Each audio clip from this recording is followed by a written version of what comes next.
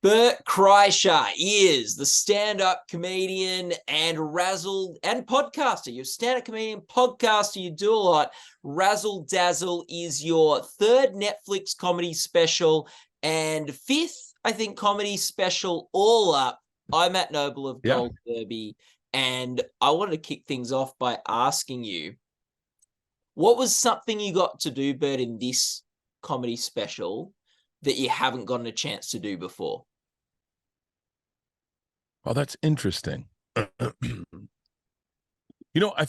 think in this special, I had, and this is crazy because when you talk about specials, ultimately you can get into the weeds about the material, but for the most part, preparation for a special is really, really important for me.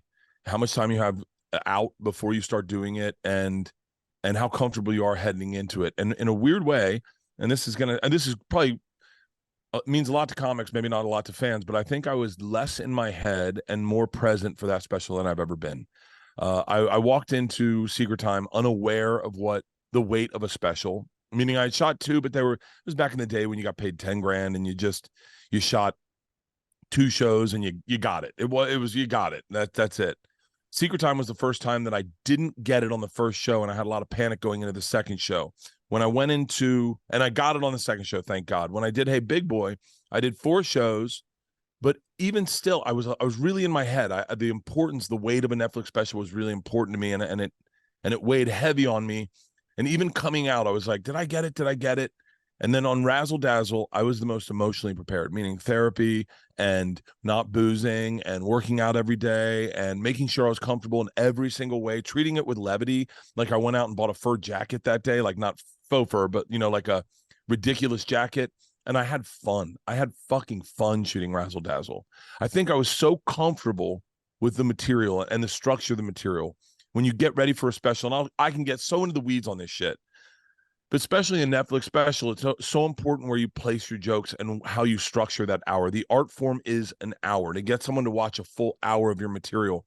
And I was so dialed in by the time I did Razzle Dazzle that it's interesting is that this is the first special where the majority of people mention my closer first, which means they watch the entirety of the special.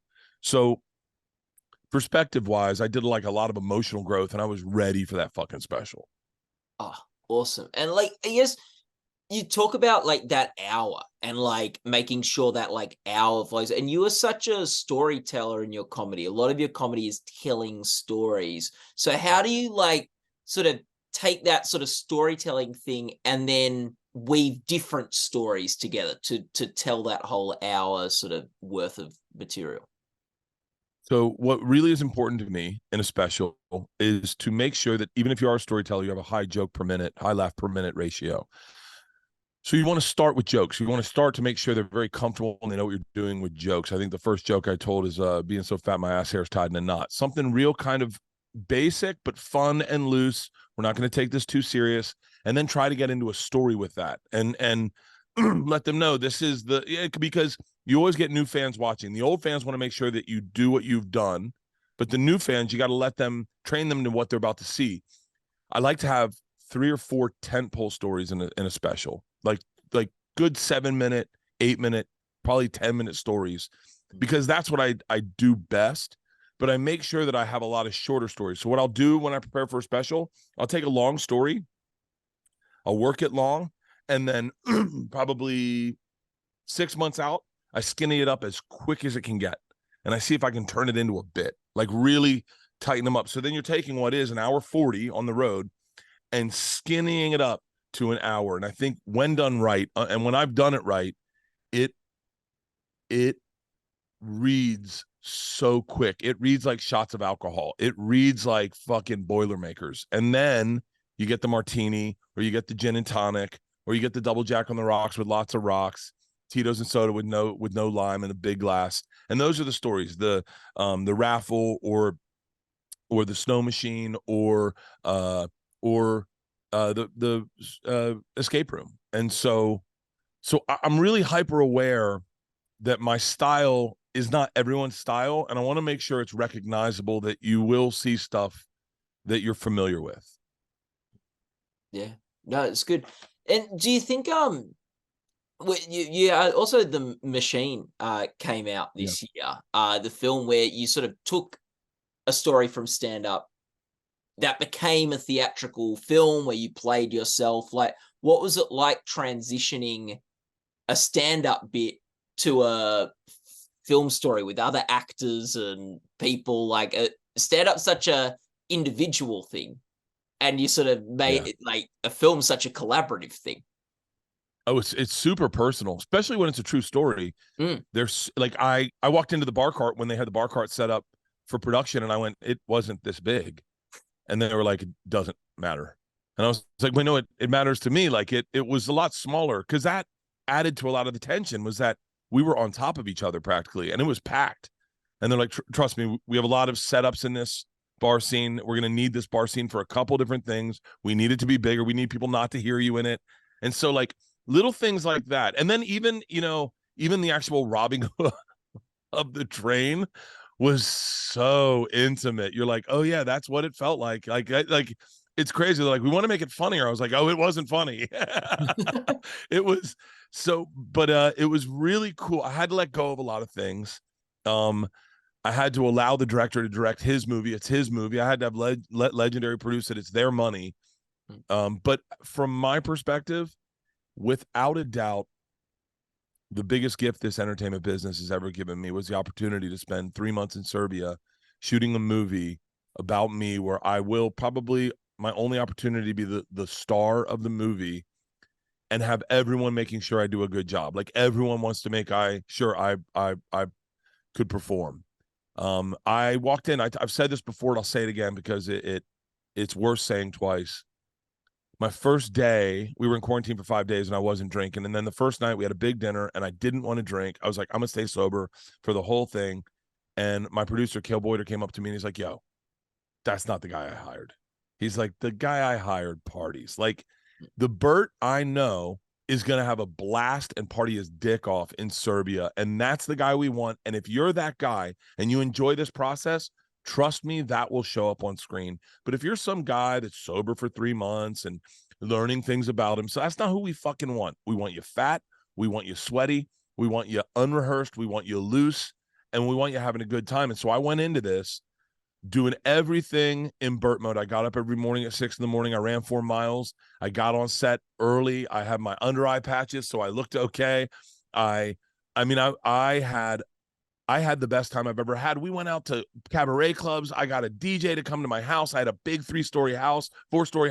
I had a wine tasting with a sommelier show up for the whole cast. We had a fucking blast. Win-win.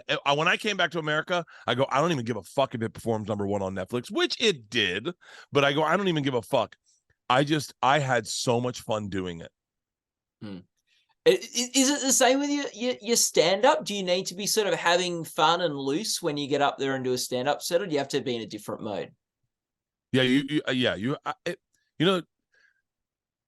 it's the reason I started taking my shirt off, because I would go on the road when I was younger and broke, and you're making $1,300 a weekend and no one's there on a Thursday night, and you'd be in Dayton, Ohio, and you just and you could, if you looked down the road at it, you're like, this is depressing as fuck. So one night I took my shirt off to remind myself it should be fun, ripped my shirt off, killed a beer. They were playing Ram Jam, Black Betty by Ram Jam. I killed a beer, and you could feel the energy in the room loosen up, and my energy loosened up. I started smiling. And then that set went beautifully, like fun and loose. And so I still have that. And I think, not to sound too hippy dippy, but it ties in with gratitude. If you are present and you are having fun, then you are in the moment being grateful for all the gifts given to you, where you have an audience, you have a fan base, you have an opportunity to grow as an artist.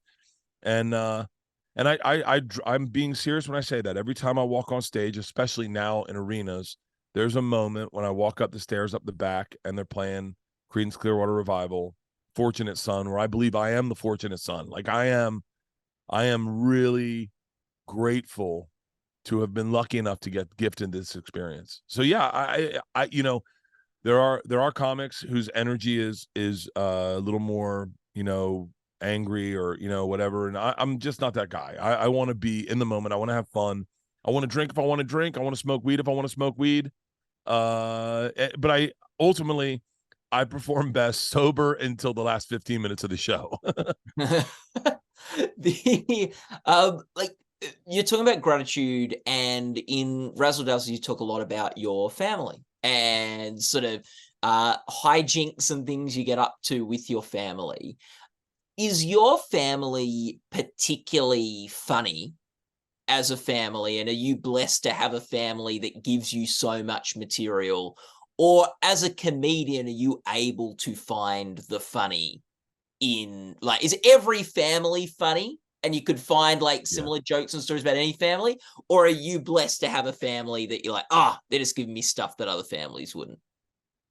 I think we have a very ordinary family. I think everyone's got a weird kid like Isla, and I think everyone has their stories internally about their weird kid. I think in my occupation, we highlight those stories, and my wife or my daughter Georgia will be like, "Yo, what about that time?" And then we'll all laugh, and then I'll go, "Oh yeah." I'm usually the last one to pick it out of a story. My wife or Georgia, and I've been brought to my attention. Georgia is a little bit of my Jiminy Cricket. Like, she kind of has always been the one to be like, "Yo, you seen what Isla's doing?" And so I think I have an ordinary family. I think that's what relates to people, is they all have a weird kid. They all love their wife. Most of my fans all are in love with their wives, but they like busting balls. Their family's ball busters. And I think ultimately, given all those ingredients, I, having done it long enough, can kind of craft it into something a little more tent-poley, a little more fun, a little more highlighting the fun of it. And but yeah, I think everyone's family is ultimately like mine. Like, and especially when you meet people like there's a comedian in the UK named Russell Howard, and he was telling me about his brother. And I was like, yeah, that's the same shit I have. Like, you just got a wild one in your family that is just untethered to any of the things that we're all tethered to. And you watch them live, until society breaks them. And yeah, and I can put it into a good story, I think. So are you saying, but you're not the wild one in your family? Oh, not even remotely. Not even fucking remotely. Not, I mean, I'm being serious. Like, my wife and my daughters are bullies. Like, they're bullies. They bully me nonstop. They call me baby walrus for real. They call me fetus for real. Like, those are just, but I think I was blessed to have two girls, and to watch their personalities kind of blossom parallel to my wife is a little bit of a gift, if you hung out with our family, I probably say I'm the least funniest person. Even in my family at home, my sisters are way funnier than me. My dad's funnier than me, and my mom is more me. Like, I've always thought I'm the least funny person. Why Netflix giving you the special? Why? Dude, let me tell you something. There was a moment where Isla's like, "How much money am I making on this special? You just told everyone about my period. Like, where's my cut?" Oh, that's good. What is funny to you, Bert? What makes something funny in your estimate? How do you sort of, yeah? I think the funniest things are the things you never could have written. The sentences that are so authentic to that moment and genuine that no one could have written them. It's why you get someone like Dave Attell, who's so genius in his art form, because he is such a sponge, taking in things that you've seen and are real. And when you hear him say it, you're going, "Oh, he drove past a billboard on his way out to Long Island today, and that's what he saw." Like, he is really giving you the truth. Those are the funniest things, in my opinion.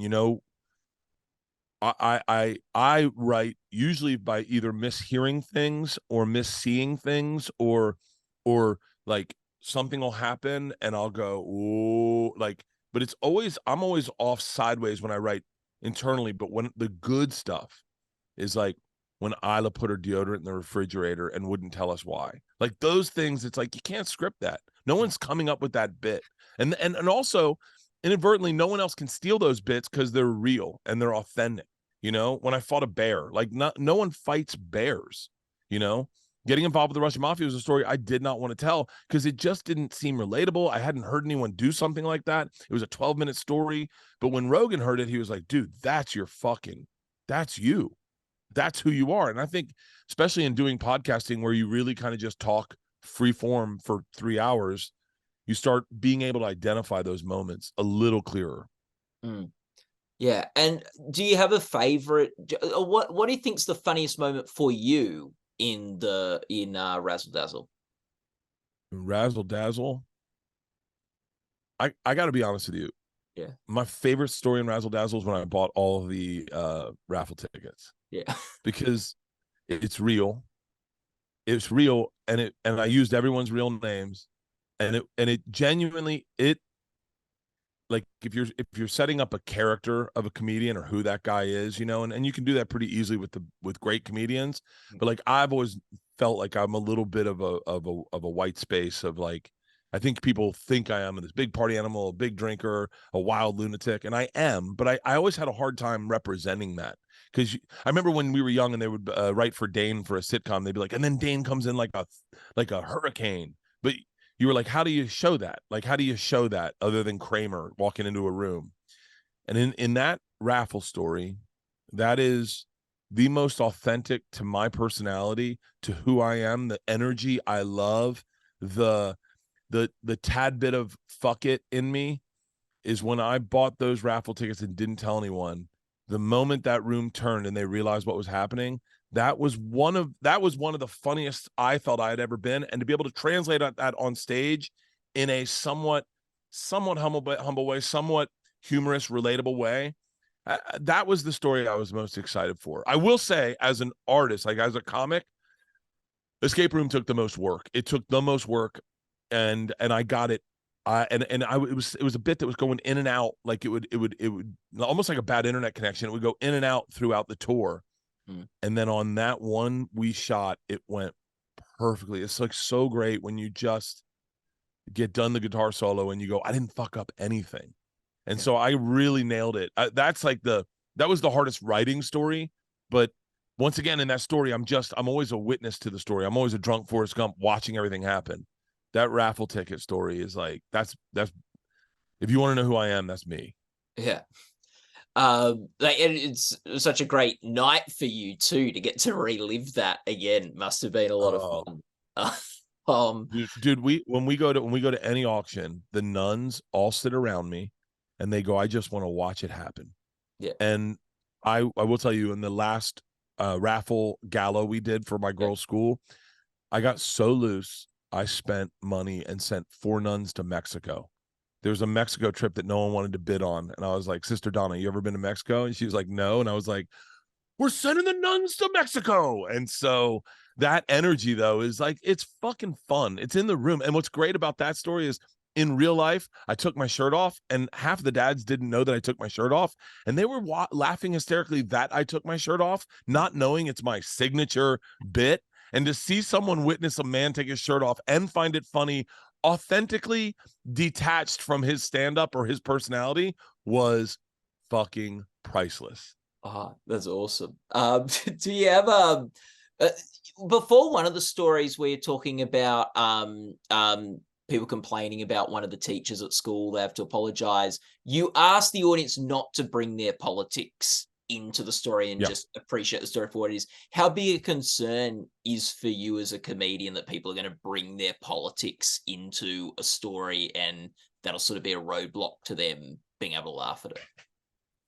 Kind of big, actually, only because I don't want a virtue signal. I don't want people to think I'm playing into their politics. I think that's the weakest thing you can do in stand-up, is try to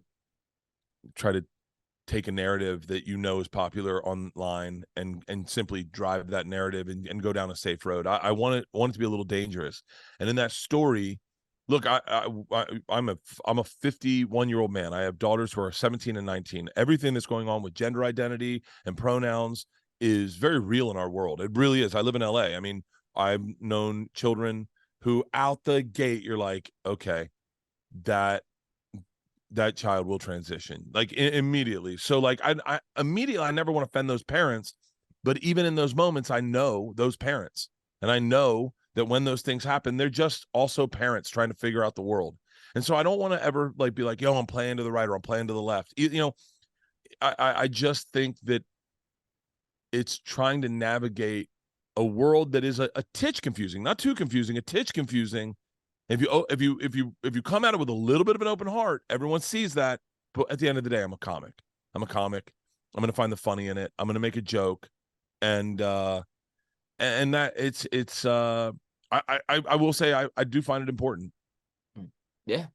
And yeah, I think what you're saying, like, with when there are things that are confusing in the world, or even a tinge confusing, there needs to be a bit of grace and open hearts and open minds, so that people can hear each other. So that's good. And I also don't want to paint myself into a corner where all of a sudden everything I say or do, everyone's trying to read into it. You know, I want to have the freedom to be able to talk about whatever I want to talk about, because I don't know what the fuck's going on. Yeah. Yeah. Yeah. I'm if you do not come to me for your politics, I'm the wrong guy. Yeah. No, that's fair. You're a guy telling jokes. Yeah. But there's a new Golden Globes category for stand-up comedy this year. How do you feel about that? I'm so fucking excited about it. I think it's cool as shit, man. I think, listen, as a person in love with stand-up comedy, I know for a fact that there is a way to do what we do well. When there are people that put incredible intention into what they say on stage. They practice it 18 months out before they film a special. They write it 24 months out. They rehearse it. They get rid of it day before. It's really important to my artistic DNA is how I present myself on stage. And the fact that is being acknowledged in a wide group of comedians who all love this art form as much as I do, I think is so fucking cool and not lost on us. I think that the highlight of the Golden Globe, I'm going to call it right now like I'm calling a hole-in-one when I was Adelaide at the Live Golf Tournament. Nice. The highlight will be the Golden Globe for the comedian, because that speech is going to be fucking hilarious, unpredictable, wild, tad bit offensive, very fucking loose, and what everyone's talking about Monday morning. I love it. Oh, that's so cool, Bert. Well, Bert, thank you so much for your time today. I am very grateful and appreciative of the time you've given us, and all the best of luck with this upcoming Globes category, with all the things you've got down the pipeline. And people watching this interview can go to goldderby.com to follow all the best awards coverage online. I'll tell you right now. I will tell you right now. If you give a hungry man a meal, he will wolf it down in appreciation. Comedians are fucking hungry. We have been sitting at the kids' table this entire time. Let us sit at the big boy table and watch us wolf down a Golden Globe. It's going to be fun as shit. You're going to see speeches that you never fucking expected, and gratitude and grace and humility. And if it's me, my shirt is coming the fuck off. I love it. Oh, so good. And I'll be wasted. Someone boring better not win that category now. Like, you put a lot of pressure on the winner of the category, but maybe it'll be you. So maybe you put the pressure on yourself. Maybe, right? Your mouth to God's ears. But it's been so much fun to chat. Thanks so much.